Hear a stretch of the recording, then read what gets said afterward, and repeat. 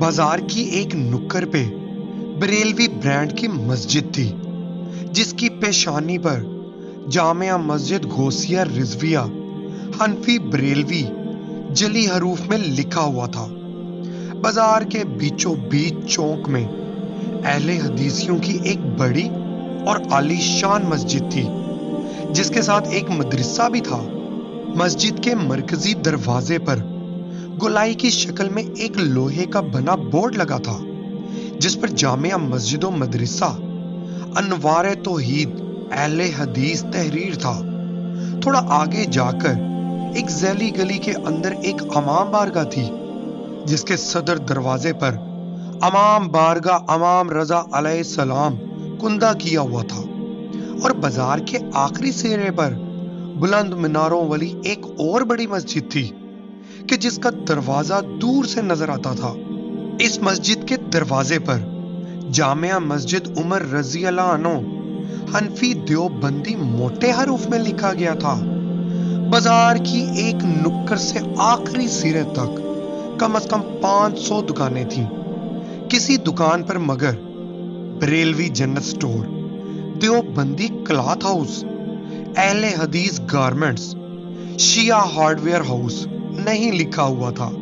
फिरका परस्त और मुतअस्सिब मुसलमानों का सारा तासुब मैंने सिर्फ दीने रसूल सल्लल्लाहु अलैहि वसल्लम के साथ देखा। अपने कारोबारों को किसी ने फिरका परस्ती की गलाजत से आलूदा नहीं कर रखा था, जबकि मस्जिदों और मदरसों से फिरका वारियत की गंदगी दूर से नजर आ रही थी। ये मुसलमान कितने समझदार हैं ना। ये अल्लाह और रसूल सल्लल्लाहु अलैहि वसल्लम के नाम पे एक नहीं हो सकते, पैसों के लिए एक हो जाते हैं। कभी किसी फिरका परस्त ताजिर से सुना कि इसने मुखालिफ फिरके वाले का ऑर्डर ना लिया हो, इसे सामान बेचने से इनकार किया हो? हरगिज नहीं। बिजनेस देने वाला शिया काफिर नहीं है, नफा देने वाला वहाबी भी गुस्ताख नहीं है। गाहक की सूरत में आए तो देवबंदी भी खारजी तकफीरी नहीं है, और पक्का गाहक हो तो बरेलवी भी मुशरिक नहीं है। ये सब तमाशे सिर्फ मस्जिदों और मदरसों में करने के लिए हैं, जहां मुखालिफ मसलक का बंदा नमाज पढ़ने आ जाए तो इसके जाने के बाद मस्जिद धोई जाती है। ए अजीबो गरीब मुसलमानों, अल्लाह को क्या समझते हो?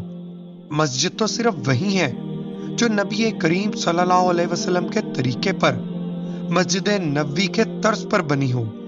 ये तुम्हारी फिरकों के नामों पर बनी मस्जिदें नहीं हैं, ये तुम्हारे फिरकों की इबादत गाहें हैं, जहां पर तुम अल्लाह की नहीं अपने फिरकों की इबादत करते हो और खुद को धोखा देते हो। जिस मुल्क के एक मोहल्ले में एक वक्त पर अजान नहीं होती, वहां खाक इत्तफाक होगा। अल्लाह हमें समझ अता फरमाए और अपनी इस्लाह करने की तौफीक भी दे। आमीन या रब्बुल आलमीन।